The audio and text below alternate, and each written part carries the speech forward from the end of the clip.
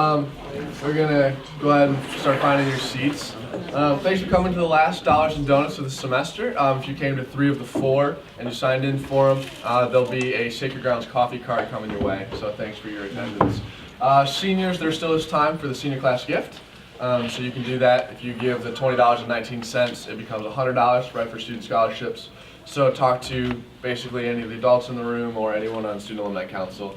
And then for seniors, also senior celebration is coming up May 6th. You'll see posters about that coming up very shortly, and so we'll be looking forward to seeing you there. So today's speaker is Mr. Brian Philson. He graduated from here in 1985, and he was an RA and served many other positions, and now works at Highfields. And he'll tell us more about building a positive work environment. So, Mr. Philson. All right, thank you, Zach. You know, Zach, I've known my entire life. He is the same age as one of my daughters. His dad, I was his RA at Spring Arbor, and so it's always great to come back. I'm on the alumni board, so I get to work with Steve and Becca quite a bit, and I only live a few miles from here, and I'm an adjunct. And so anyway, I'm a social work major. I'm just curious, any social work majors in the room? All right, that's okay. That's all right. So I'm going to talk a little bit about how to foster a positive work environment. I'm really going to try to make this interactive. If I get to the end and you had a burning question or something that came up that I didn't talk about, that'd be a great opportunity. But if you have a question about anything while I'm speaking, don't hesitate to jump in and ask. So, how many seniors in the room? By show of hands. Okay, juniors? Sophomores or younger? Okay, there we go. That helps me. So first, let's have a conversation as a group. Why a positive work environment? Any ideas? Why would you ever want to work at a place that had a positive work environment? Oh, your work will be better. Your work would be better? Be there. More productive? You'd want to go every day? You spend a lot of time there. You spend a lot of time there? What, right here? I was just going to say, you spend roughly 40 hours a week there for most people, so it's probably good that you enjoy it. Yeah, so you want to, and a happy employee is a productive employee. There's lots of slogans like that. Any other thoughts? Your quality of life will just be better. Yeah, quality of life would be much better. It is interesting, you know, we do an employee satisfaction survey on an annual basis. So we ask about 30 questions every January, and then we get those results. It's in this big survey monkey, so it's anonymous. And one of the questions is, have you formed meaningful relationships with your coworkers at Highfields? And all those questions are answered on a scale of 1 to 5, and our goal is to have every one a 4 or better. And historically, that particular question, have you formed meaningful relationships at work with people that you enjoy, is almost one of our highest marks, and that's something we're always very, very proud of. People say, boy, if I could get paid more, I would always work at Highfields because you have such a great culture. We are unfortunately a nonprofit, so we can't always compete with some government or school-related jobs. So why would you want to have positive relationships at work? Right. Former student, so former coworker. So what is it about going to work and working with people that you enjoy that would make that positive? Any further thoughts on that?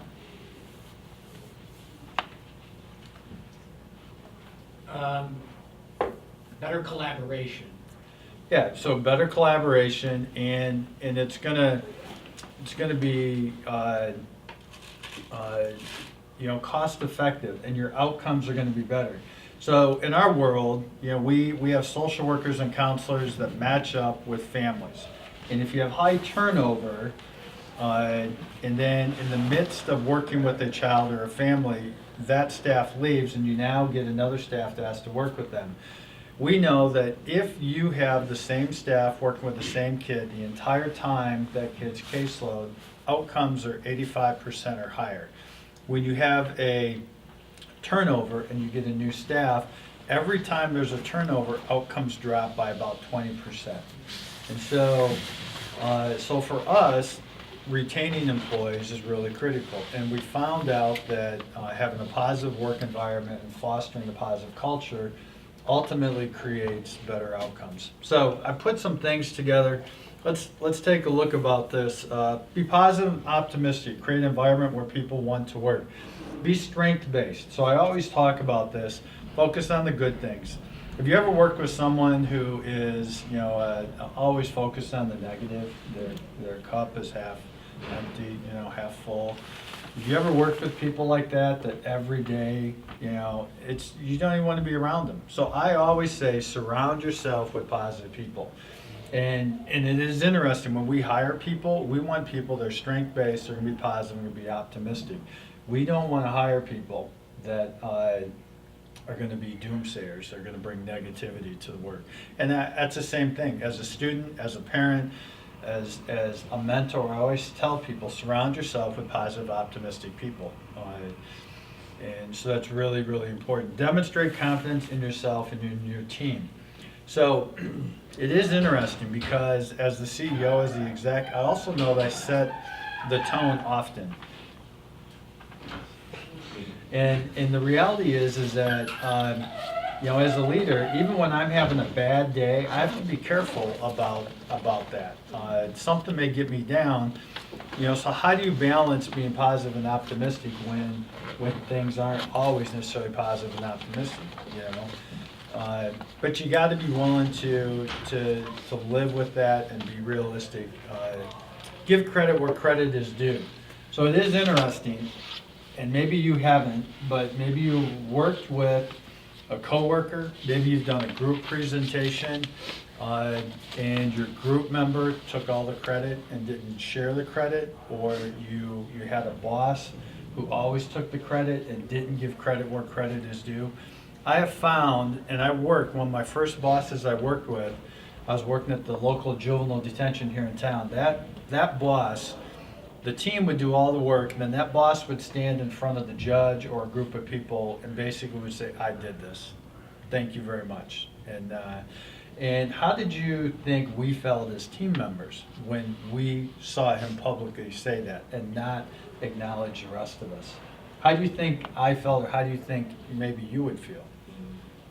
Yeah, demoralized, not very happy, a little irritated, less likely to contribute to the team's success if it meant that he was going to take all the credit, and then always emphasize team and the importance of we. I know this is an old cliche, and I know if you've been in a sport and you've been on a team, you've always heard that. But the reality is that it's really important, to give credit where credit is due. And this week in particular was a couple of really major things. We had this big meeting Wednesday night, annual meeting, 150 people in the room and front and center. And my team, put a lot of work into making that happen, and just 15 minutes ago, they're checking in and they're saying, hey, it's been a long week, do you mind if we blow off early today, and I'm saying, absolutely, you guys rocked it, you were rock stars, use the language that they love and give accolades to them. When I stood in front of those 150 people Wednesday night, I said, I want to recognize my team and the great work that they do. And I called them out, I had them stand up, we all clapped for them, and I called them rock stars, and so always remember that. The team and the importance of we. Okay, use humor and a willingness to laugh at yourself. So tongue in cheek, the first bullet point there, have fun and get stuff done, okay? I actually have the slogan, I'm not gonna say it on camera, but you have fun and get stuff done. And my team absolutely loves that when I say that. And we do, we absolutely have a great time. We play jokes on each other, we have lots of rivalries that go back and forth. And you gotta be willing to laugh at yourself. At the juvie, all the locks were electronic, and so you would have to say, hey, would you buzz me out? And someone would push the buzzer. And I remember going to the front door and I pulled my car keys out and I clicked thinking that would open the door. Yeah, that just wasn't, and then I just started laughing. I remember when a coworker wore one black and one brown shoe to work. In some environments, people would hide that and they would be embarrassed. We absolutely laugh about that and we make fun of each other and we have a great time. One time, so I was going to Myers and I texted my team. I said, hey, I'm running to Myers. Does the team need anything? And I can't believe I'm going to tell this story on camera. So they text back, and I'm working at the juvenile home, and it was co-ed, boys and girls, and they said, hey, if you feel up to it, we need female hygiene products. I'm like, oh, great, So I get to Meijer. If you've ever stood in that aisle, there are all kinds of female hygiene products. Wings, no wings, it just goes on. And so I just decide I'm gonna buy a little bit of everything because I am not making this trip again, right? So I come back but it turns out that the lady who checked me out at Myers was the daughter of the food service worker at the kitchen. And by the time I got back, I had a waiting reception. And for the next 3 months, these things would magically appear. They'd be stuck to my car. I'd be driving down the highway headed to a really important meeting, suit and tie on, and I look, and my antenna on my car's got like all these cardboard things on them. It was like, and we just absolutely joked about that. And I said, it's okay. I am part of this. I'm not off limits to this. And sports rivalries. If someone was a Michigan State fan, someone was an Ohio State Buckeye fan, we got each other good. And so always emphasize having fun, get junk done, pull pranks within reason, invest in your employees. For me, it's important to give my staff the training, the skills, the support that they need. Check in with them. After this, I'm going to meet with a representative from the Michigan House, and then after that, I'm doing coffee with my leader in my Jackson office, and I said, hey, I just want to know, just check in, what's going on, what do you need from me, and ask how they are. We have 260 employees. I can't do that with every employee, but I do that with my core 12, and then encourage them to invest in their core 12, and then so on. And, establish relationships. I think true change takes place in the context of relationships, and it's so very, very important that you know their names, their spouses, their family, know when they're struggling. I've got employees right now that are in serious relationship issues. I've got one employee who's got a family member who's got some serious health issues, and so it can't always be about business. Hey, before we get started, I just want to know, how's your wife, how's your kid doing, and so that really, really is important.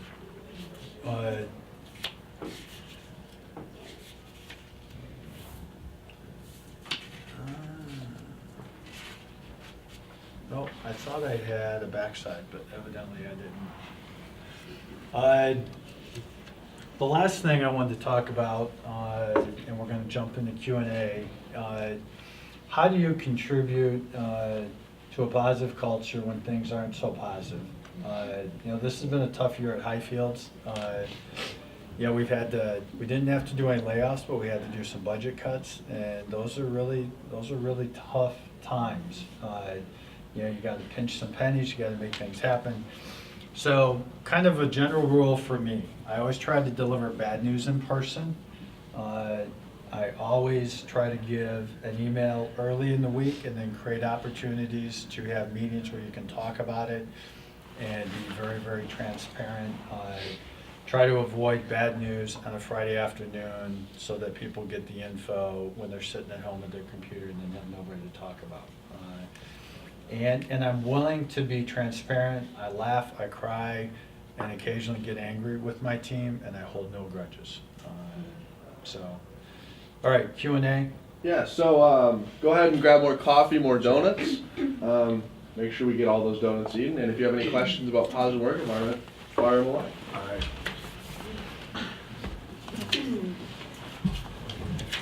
So my question would be more like team related, like on a soccer team hypothetically. How would you foster like positivity even if you feel like nothing's going right, no matter how hard you try? Yeah, so recognize that and prepare your team. As a coach, I'll prepare my team and say, hey, adversity is going to come. How are we going to respond to it when it comes? Every team, every work environment, every agency is always going to have good days and going to have bad days. And interesting, when I graduated from Spring Arbor, they did, in my day, they did a great job of preparing you for the good days, but not so much a good job of preparing you for the adversity. I was ready to work with clients and families. I wasn't ready to work with coworkers that stabbed you in the back, you know, because I came from a great, everybody loved each other at Spring Arbor, you know, everyone was great, you know, supported. Then all of a sudden I go work at a county government agency where it's a little bit cutthroat. And so in teams, you know, recognize, teach your team that adversity is going to come. You need to persevere through it. You need to have some thick skin. Don't take every bad thing that comes your way as if it's insurmountable and it's going to, you know, sink your team. You know, so other thoughts, questions. Fire away, give them to me. Yes. With the team that you work really closely with relationally, where do you find the line between input and like creative collaboration and then maintaining assertive authority? Yeah, that's a great question. Actually, we one of my team members retired yesterday. It was her last day, and you know, and she was in charge of. She was our development director, all of our publications, marketing, and so we've always joked. But there would be, hey Brian, we need a letter for the annual report. We need a letter for this. You know, we need a quote for a press release, and so I'd give that to him. And then Beverly has always been famous about the red pen. You know, she'd mark it all up, and she basically would come back in and say, "That sucked. That's terrible. Why'd you even, you know?" But she would do it in a nice way. But she told this story last night. She said the thing I've absolutely loved about Brian is that he was always open to constructive criticism. But I also learned to recognize that when I pushed too far, I could read it, and he just would say, "No, I'm sorry, that's my decision, live with it." And in my team, my immediate senior leadership team, in the boardroom, in our meetings, we agree to disagree. We throw down, we sometimes have really tough discussions. And they all know I have the power of veto, but very rarely do I ever use that. But once we make a decision, and we walk out of that room, it is united we stand. Nobody will undercut anyone else. No one will say, "I don't know what Philson's thinking, that was a stupid idea."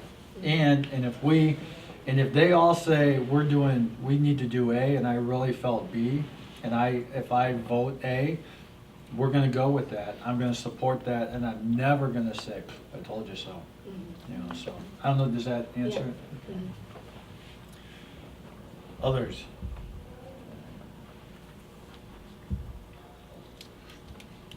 What's your worst fear about going into a new work environment that might not be positive?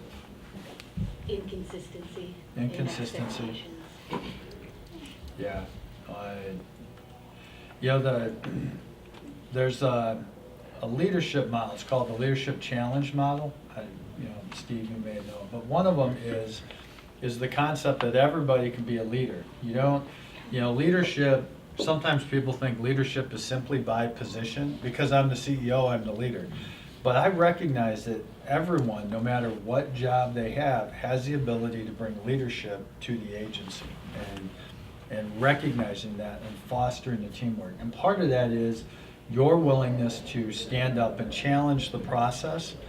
Now, that doesn't mean when you think your boss has a bad idea to walk in and use profanity and tell him he's stupid or she's stupid, but find a way to challenge it and say, hey, I get that we've been doing this for 20 years, but I've seen this work elsewhere, and I'm wondering if you'd be open to trying something new. And that means you can be a leader as you challenge the process. And I really encourage all of you, and if you can bring something positive to the table that would help bring positive change, then that's fostering a positive work culture. And it's incumbent upon me as a leader, or you as leaders, to be receptive to those new ideas. When we're trying to find a place to work, how can we judge whether an environment is positive based upon an interview? Yeah, it is interesting. My kids are kind of going over the last several years have done this. Some of them, there's lots of online workplace reviews, Glassdoor, all that kind of stuff. I put some stock in that, but I would look at if you know anyone that works there, try to get some firsthand experience about that. When you interview, get a sense for what the culture is. I always say, hey, we're interviewing them, but they're also interviewing us. So we need to make sure we put our best foot forward and treat them well during that process. Sometimes you can just walk in and you have a sense of this feels okay. Culture, workplace culture, it is interesting. There's a famous quote, culture eats strategy for breakfast. So you can have the best 5-year plan, but if the culture in that workplace is absolutely terrible, it's going nowhere. You can have a terrible 5-year plan, but if the culture is really, really good, you'll go somewhere. You might not get there really quickly, but because the culture is such that you can adapt and change, you can get there. And it's when you have a great culture and a great strategy that organization is really going to go places. So try to assess the strategy, try to assess the culture, and if those both are together, I would say that's a great place to work.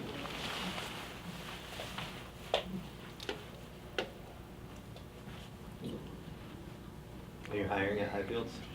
We are. You get those emails? Yeah. So our greatest is master level clinicians.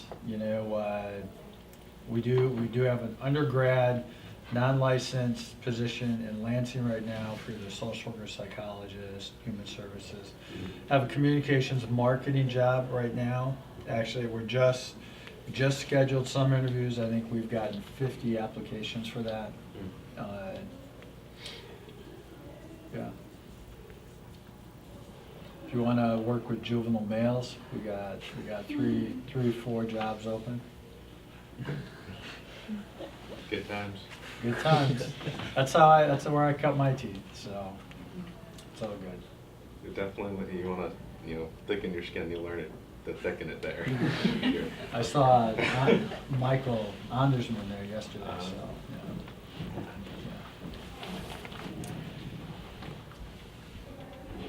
Awesome. Well, if nobody Oh, else, we got one Oh, back here. oh, my bad. Go ahead. So you may have already covered this, but since we're all college kids and we're going to start out soon and we won't have the executive position, do you have recommendations for when we're entering a workforce and we have no credibility yet, but we're trying to develop that and try to contribute to the positive workforce? Yeah. So do I have time, Zach? Go ahead. Okay. Take as much as you need. So it is interesting. Michigan State brings me up every semester, and I talk to graduating criminal justice students. And so as you prepare, several things. And you've heard it.